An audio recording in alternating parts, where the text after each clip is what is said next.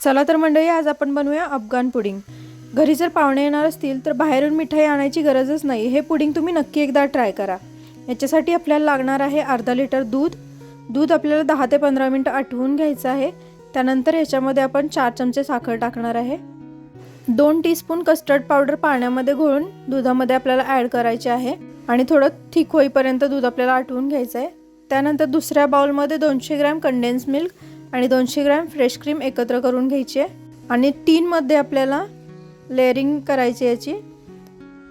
कोमट दूध घेतलेलं आहे, त्याच्यामध्ये ब्रेड स्लाइस मी डिप करून घेतलेले आहे। त्यानंतर कंडेन्स मिल्क टाकलेलं मिश्रण आणि कस्टर्ड पावडर टाकलेलं मिश्रण याच्यामध्ये ॲड करायचं आहे। त्यानंतर थोडेसे पिस्ता क्रश केलेले त्याच्यामध्ये ॲड करायचे आहेत।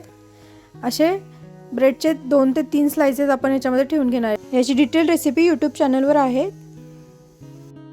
तर हे आपलं अफगाण पुडिंग तयार आहे।